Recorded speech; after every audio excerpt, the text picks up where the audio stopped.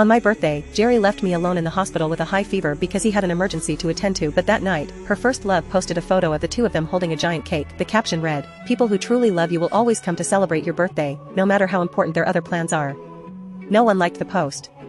Because everyone knew she made that post specifically to show me, Jerry's official lover. I didn't cry or make a fuss, I just said, "Then why don't we both get married?" When Jerry left me alone in the hospital, my temperature went up to 103 F, but I didn't complain or make a fuss. I just celebrated my birthday with him at the hospital after he got off work and waited it out. Come on, I waited all night and all I got was Ivy's Instagram post. Jerry stood next to Ivy, with a 3-tiered cake between them. Someone who truly loves you will always make time to celebrate your birthday with you, no matter how important their other plans are. I called him immediately, and we had an argument. She wanted me to be with her because she was emotionally unstable. I only see her as my little sister, so could you please stop thinking like that? He hung up and didn't contact me for a few days, then told me he had something urgent to do at work and would come celebrate my birthday with me as soon as he was done. The fever didn't subside for several days, but my mind became unusually clear and I began to think about our relationship and whether it was worth continuing. This wasn't the first time Ivy had argued. Every time, Jerry gave me the same excuse to shut me up. I just see her as a sister. Don't dwell on it. I'm usually the first to give up, but these past few days, I haven't missed him at all, nor have I felt anxious or irritated.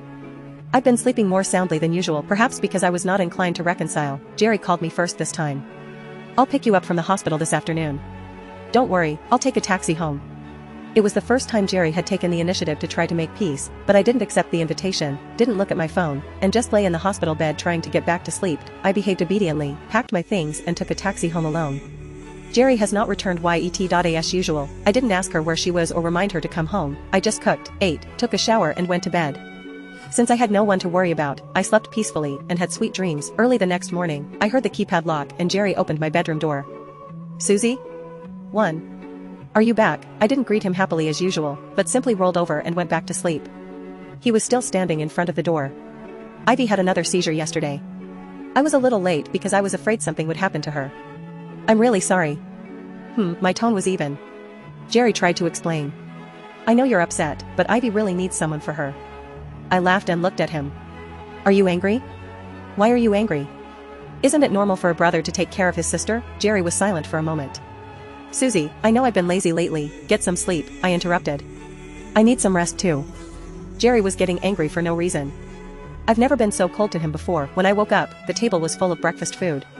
Jerry made it himself. I was very surprised. I always asked Jerry to cook, but he would get upset and push me away. "Susie, do you have to eat what I cook? You're not a kid anymore, so why don't you make it yourself? I'm tired from work every day." However, he was more tired from work, and thanks to a phone call, he was able to run to Ivy's house and make her a big lunch. So it's not that he was tired from work, he just didn't want to cook for me. "Susie, I've done everything you want. Hurry up and get ready." Sorry for the inconvenience." After washing the dishes, Jerry himself served me rice and soup. It was the first time I had experienced such hospitality. Jerry put a piece of eggplant in my bowl. "Susie, this is your favorite eggplant. Eat some more." I laughed and put the eggplant back in its bowl. "I used to hate eggplant. Ivy must love eggplant." "You're wrong. But before you," Jerry looked at me in surprise. I started peeling and eating shrimp myself. Whenever Jerry and I went out to eat, he always ordered the eggplant dish. However, I was never a big fan of eggplant. He served me eggplant, so I pretended to like it and ate the whole dish. They called me. Jerry stood up nervously. "Susie, I'm afraid I can't make it to dinner. Ivy's having another seizure." "It's okay. She's more important." I lowered my head, not looking at his expression, and focused on my meal. Every time, Ivy used the same trick to lure Jerry in. Clever Jerry was always willing to agree to this. After eating, he would collect the leftovers in a container and put them in the refrigerator. After taking several days of sick leave, he finally returned to work at Claire's repeated request. Claire came to me with a transfer order. "Susie, would you like to continue your career at our headquarters in Beijing? The resources there are much better than here." I have declined Claire's invitations several times in the past. Beijing is too far from home. I miss home. In fact, I was afraid of leaving Jerry. I often imagined that if I went to Beijing to pursue my career, Jerry would be sad without me, but now that I think about it, that probably wasn't the case. For years, all I wanted to do was marry Jerry and start my own little family, but Jerry never talked about marriage. I always made excuses and put things off. "Susie, my condition is not stable yet. Once I am stable, I will propose to your family." "Claire, I thought about it. I want to go to Beijing." Claire was a little surprised, because I had already refused her several times before. "What? Are you planning to break up with Jerry now?" I smiled and shook my head. After much thought, I had decided to broaden my horizons. Yuri called me and asked me to go for a drink. I agreed. It had been a long time since I had met Jerry and played with friends. Yuri squeezed my shoulders. That's good too. You have to relax from time to time. Yura and I drank until late into the night. Eventually, I decided to stay at her place. When I woke up this morning, I had about a dozen missed calls and messages from Jerry. I called him back. Jerry's voice was full of anger. Susie, where have you been? I've been calling you all night. You've never stayed out all night before. I yawned and looked nonchalant. Last night, I went out for drinks with Yuri. It was late, so I stayed at her place. Susie, what kind of attitude is that? Do you know how worried I was all night? Jerry's anger could be felt through the screen. One day, when he left for a work meeting and stayed drunk at Ivy's, I waited for him all night, called him several times, and sent him countless messages. In the end, all I got was his flippant response. Why are you so angry? You just didn't come home one night. I stretched. Jerry, why are you so excited? It's just the night I went out drinking and didn't come home. Okay. I'm going home now. Jerry's tone softened. Susie, I'll come get you. Let's eat together. Understood. I waited for a long time near Yuri's house. Taxis passed one after another. Should I take you, young lady? I shook my head. It's okay.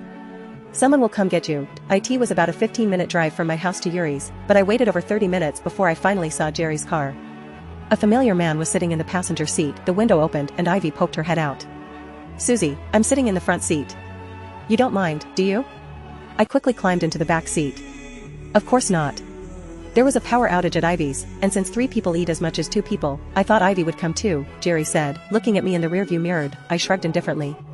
That's normal, the more people, the merrier. Jerry frowned slightly. It was like he didn't understand my feelings anymore. Before, I would have definitely thrown a fit if he had brought Ivy. But this time, instead of making a fuss, he didn't even care that Ivy was sitting in the passenger seat. Jerry peeled some shrimp and put them in Ivy's bowl. Ivy took some shrimp and put them in my bowl. Susie, don't be mad.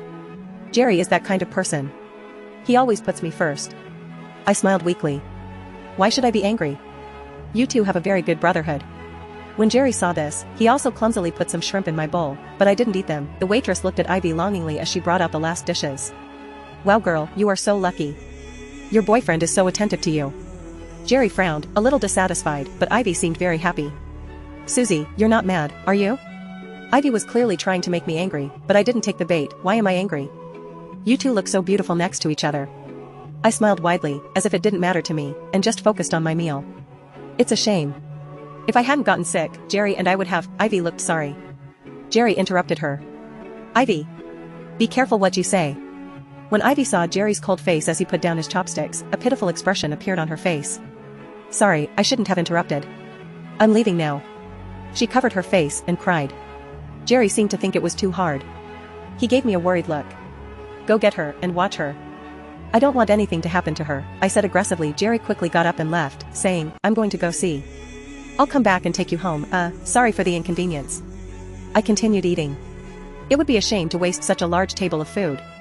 After eating my fill, I realized that Jerry wasn't coming back, so, satisfied, I took a taxi home. As soon as I got home, Jerry called me. Susie, where have you been? I'm home, I said firmly. I told you I'd come get you when I got home. There was a hint of indignation in Jerry's tone. I thought you weren't coming back, so I took a taxi home, because I had nothing else to do. In the past, when I asked Jerry to pick me up, he always made excuses. Why can't you go home alone? I already have free time, so what's wrong with going home alone? Don't you know how busy I am? There was silence on the other end of Jerry's phone. I quickly hung up and slowly put my mask on. As expected, Jerry didn't come home that night. However, I slept well. To my surprise, when I woke up, Jerry had already made me breakfast. Please come eat when you wake up. It was unusual for Jerry to cook so often. I finished my oatmeal and Jerry looked at me confused. Susie, do you know what time I got home last night? I shook my head. No, why? I called Jerry after 10 p.m. and asked him what time he would be home. However, I haven't called him once lately, and I don't care what time he comes home. It was like I had become a different person. When he smoked a pack of cigarettes at home, I would simply tell him, smoking is harmful. Sometimes I didn't notice it. Jerry felt a discomfort throughout his body, as if something was missing. Susie, we're both adults. If you have something to say it. Don't do it like that. Jerry finally couldn't take it anymore and spoke. What can I say? I'm full. I have to go to work. I finished the last piece and got up to leave. I'll drive you, Susie. Jerry offered to drive me to work for the first time. Previously, when I asked him to drive me, he always made excuses. How can you compare to Ivy? Ivy has health problems and needs me to drive her. I'm tired. Can't you be more obedient? Okay, thanks. Susie, why did you suddenly? Jerry's expression was complex. I've been feeling very strange these days. I became very polite and increasingly reasonable, but it left him feeling lost and uncertain. I took the initiative and sat in the back seat. Jerry had already opened the passenger door. He looked at me in shock. Susie, why are you sitting in the back? I smiled. Who cares? Before, Jerry wouldn't let me sit in the passenger seat. I argued and argued with him. How can Ivy sit there when I'm your girlfriend? Jerry replied wearily. Do we really have to take care of sick Ivy? Can't we be more reasonable? When I got to the office, Jerry called me. Susie, I have a company dinner tomorrow. You can bring your family with you too. About? That's cute. I straightened up and looked at him with indifferent eyes. Your family can come, Susie, Jerry frowned. You can come with me, too. So far, I have never missed such an opportunity. I wanted everyone to know that I was Jerry's girlfriend. In the past, Jerry rarely took me to events like this and rarely introduced me to others as his girlfriend. Okay, I nodded and went back to work. Claire gave me the transfer notice. Are you sure this is normal? Of course I want to go to Beijing, I signed without hesitation. I hadn't told Jerry yet, but I didn't need to anymore. I saw Ivy right after I got into Jerry's car. Susie, are you interested? I asked Jerry to take me. I've never been to an event like this before. One of Ivy's hands was tied to Jerry's.